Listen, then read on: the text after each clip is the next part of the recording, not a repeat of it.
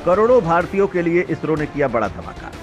अब देश के हर कोने में इसरो पहुंचाएगा इंटरनेट। देखते ही देखते बदल जाएगी भारत की तस्वीर। दोस्तों, भारतीय अंतरिक्ष अनुसंधान संगठन यानी इसरो रोज नए नए धमाके करके हंगामा मचा रहा है। कुछ ही दिनों में इसरो चंद्रयान 2 के बाद चंद्रयान 3 की लॉन्चिंग करने वाला है। तो वहीं गगनयान मिशन के लिए सबसे धांसू क्रायोजेनिक इंजन की सफल टेस्टिंग और क्रू मेंबर्स की धरती पर वापसी की तैयारियां पूरी कर ली गई हैं। इतना ही नहीं, देश की सेना के लिए एक के बाद एक मिलिट्री सैटेलाइट की तैनाती की जा रही है। बड़ी बात तो ये है कि इसरो चीन की चुनौती को देखते हुए जल्द से जल्द अंतरिक्ष स्टेशन बनाना चाहता है और इसलिए वो गगनयान की तैयारी कर रहा है, क्योंकि गगनयान के जरिए वो पहली बार मानव को अंतरिक्ष में भेजकर अपनी तैयारी पूरी करना चाहता है। तो वहीं दोस्तों, इसरो से अब जो खबर आई है जिसे दुनिया भर में हलचल मच गई है, चीन की धड़कनें बढ़ गई हैं, तो एलन मस्क भी आउट ऑफ कंट्रोल है। तो फिर सवाल उठता है कि आखिर इसरो अंतरिक्ष में ऐसा कौन सा धमाका करने जा रहा है? भारत की कौन सी तकनीक कामयाबी से नासा को भी बुखार आ रहा है? तो दोस्तों, इन सवालों के जवाब जानने के लिए पूरा वीडियो देखिए, आपका सीना गर्व से चौड़ा हो जाएगा। इंटरनेट की स्पीड के साथ बढ़ जाएगी देश की स्पीड। गांव के लोगों के लिए इसरो करने जा रहा है बड़ी क्रांति। 5G के बाद भारत में हो रही सैटेलाइट इंटरनेट की तैयारी। सीधे अंतरिक्ष से करोड़ों भारतीयों को मिलेगा इंटरनेट।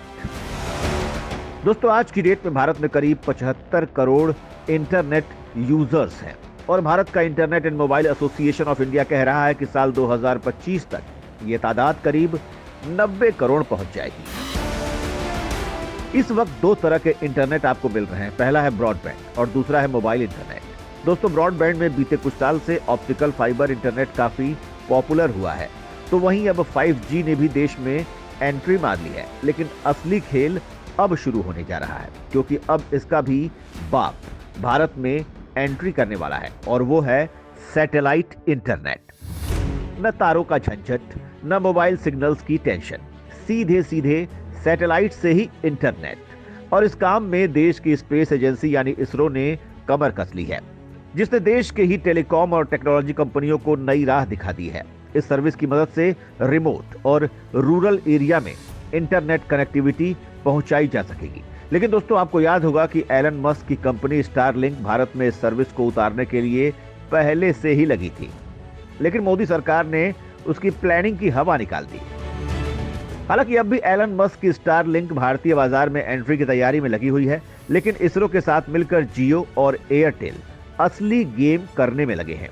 भारत की भारतीय एयरटेल और ह्यूजेस के जॉइंट वेंचर वन वेब और जियो सैटेलाइट कम्युनिकेशन लिमिटेड भारत में अपनी सैटेलाइट सर्विस शुरू करने की तैयारी में है। ISRO chief doctor S Somnath ने कहा है कि इसरो भारत के डिजिटल परिवर्तन को गति देने वाले कनेक्टिविटी अनुभव को और बढ़ाने जा रहा है। इसरो जल्द ही भारत की जियो और एयरटेल के लिए कई और सैटेलाइट लॉन्च करने वाला है। दोस्तों, सैटेलाइट इंटरनेट दूर दराज के ऐसे क्षेत्र जहां अब तक इंटरनेट नहीं पहुंचा है या फिर जहां लोगों को अभी भी हाई स्पीड इंटरनेट की सुविधा नहीं मिल रही है, वहां के लिए ये वरदान साबित होगा। इमरजेंसी में ये काफी मददगार होते हैं। इसका एक बड़ा उदाहरण रूस यूक्रेन युद्ध है, जहां यूक्रेन में एलन मस्क की कंपनी स्टारलिंक ने इंटरनेट इंफ्रास्ट्रक्चर को बचाने में काफी मदद की है। सैटेलाइट इंटरनेट को कहीं से भी एक्सेस किया जा सकता है। इंटरनेट सर्विस प्रोवाइडर्स स्पेस में मौजूद सैटेलाइट्स को इंटरनेट सिग्नल भेजते हैं। यूजर्स तक रिसीवर की मदद से ये पहुंचता है। रिसीवर या डिश को एक मॉडेम से कनेक्ट किया जाता है, जो आपके कंप्यूटर या दूसरे डिवाइसेस से कनेक्ट होता है। सामान्य भाषा में कहें तो ये प्रोसेस उसी तरह से काम करता है जिस तरह से आपके घरों में मौजूद टीवी को सिग्नल पहुंचाया जाता है।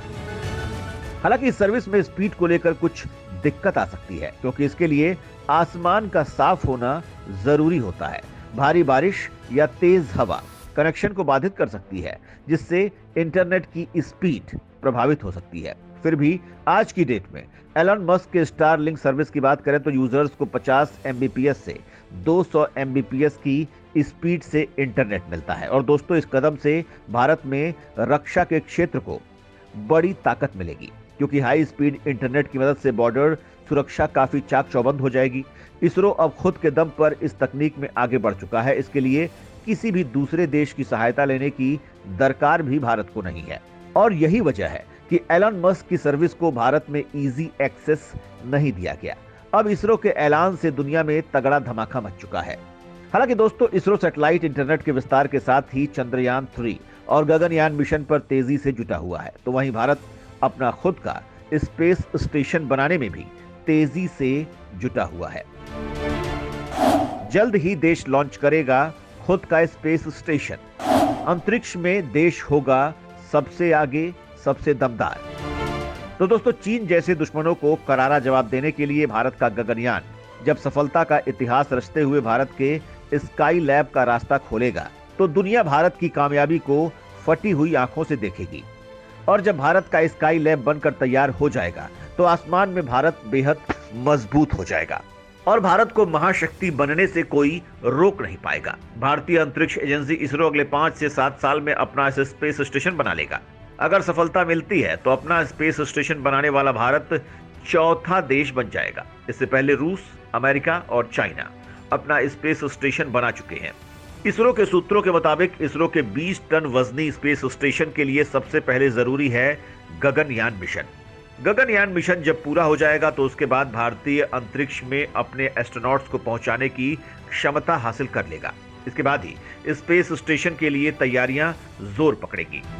इसरो के स्पेस स्टेशन की शुरुआती डिजाइन के मुताबिक अभी उसमें 3 लोगों के रहने की व्यवस्था है। भारत का स्पेस स्टेशन लो अर्थ ऑर्बिट यानी धरती से करीब 120 से 140 किलोमीटर की ऊंचाई पर चक्कर लगाएगा।